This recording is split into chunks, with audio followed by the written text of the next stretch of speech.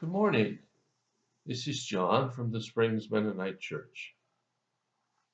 It's good to be with you today. Here we are in the middle of the first week of November. I hope the scenery where you are is really special. Around here, the leaves have been spectacular. And even when it's rained hard, afterwards they're still there. And it's a real joy to see God's handiwork around us.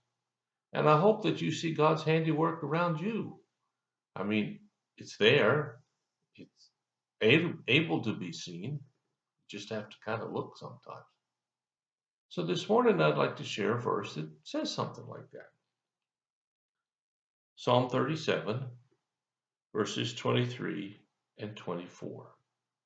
And it reads this way: The Lord directs the steps of the godly. He delights in every detail of their lives.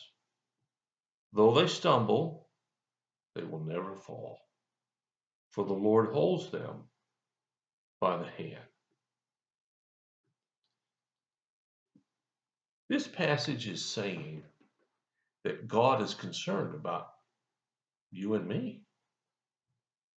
Now, He's not just concerned about our future salvation, though He is concerned about that. But here it says that He directs the steps and He delights in the detail, every detail of our lives. There's nothing in your life that God isn't interested in, that God isn't concerned about. And He goes on to say that though they stumble, they'll never fall, for the Lord holds them by the hand. Now, I don't know about you, but I've stumbled many times in my life. And at the time, I thought I was going to fall. I thought it was over in the sense that I didn't see any hope for change. But that's not how God looks at it. He sees something very different. He sees His hands, which are much stronger than ours, lifting us up. It says here that He watches every detail of our lives. Now, He's not watching to see when we make a mistake. He's watching to be sure that everything works out well. See, God's desire is for us to live a life abundantly, full of graciousness and wonder and compassion, and full of magnificent outpourings of His Spirit in our lives. That's His desire. Now, I don't know if you've experienced that or not. I hope you have. And if you haven't, I hope you will.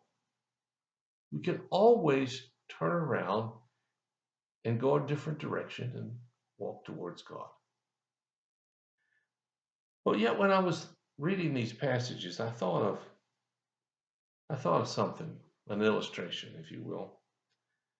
It says here that the Lord directs the steps of the godly. He delights in every part of their lives. I I'm not a baby person. I just admit it up front. I think they're cute. I think they can be interesting, but I don't like to hold them. I don't like to be around them. I just don't know how to relate to them.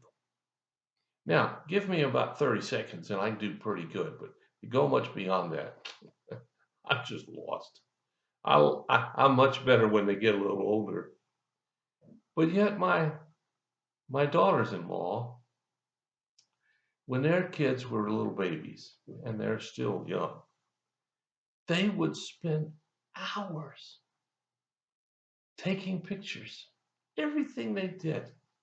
We'd sit in the living room when we were down there visiting, and all we did was watch the little kid do things. And it would go on for hours and hours. And they were so delighted. They talked about it. My wife talked about it. Everybody was interested. And I'm sitting there thinking, oh God, when is this going to end? It's just not my thing. But I was excited for them being excited. And every little thing the kid did, whether it's trying to put something in their mouth, whether it's reaching for something, whether it's tossing something, whatever, they would cheer, they would get excited, they were so interested in every little piece, every little thing that happened. And that's how God looks at you and me. Even when we get big, he still does that. He's still forever being excited when we're doing the right thing. Oh, of course he's not happy when we do something that doesn't bring honor to him. But he doesn't hold that against us when we ask for forgiveness. He just waits for the next thing. And then the second part of this passage says, though they stumble, they'll never fall, for the Lord holds them by the hand. Have you ever watched little folks trying to learn how to walk? It's funny. I don't know what the kid thinks. I guess their brain isn't developed enough to think about it. But they get up, they wobble a couple of inches, 3 or 4 times, and then plunk right back down on the bottom, hopefully. Sometimes on the face. And that doesn't seem to get them all that much. And then when the parents are there, this kid takes 2 steps, and it's like they've climbed Mount Everest. Oh, there's cheering, there's excitement, and the kid gets a big smile. I guess he figures out, or she figures out, they did something that was great, but maybe they don't. Maybe they just respond. Like I said, I'm not a baby person. I really don't know, but I do know how many parents react that way. Now, for me, when my kids got beyond the baby stage, I would help them learn how to do things like ride a bike or other chores outside. And I'd be right there. If they made a mistake, it's okay. We'll do it again. We'll pick it up again. I told my kids over and over again, you can do anything you choose to do except quit. You see, when we keep after a walk with God, he's there to pick us up if we fall. He's there to encourage us as we move along. He's there interested in every effort we make, even if we think it doesn't mean much. I know a lot of people who don't have a very high self-esteem of themselves. And the first thing you say to them is, it's responded by saying, well, I'm not very good at this. Well, maybe you're not very good at it, but that doesn't matter to God. He's not measuring us by some perfect standard. He's measuring us by our efforts to bring honor to him. And each day we can do that. Wherever we are in life, whatever situation comes around us.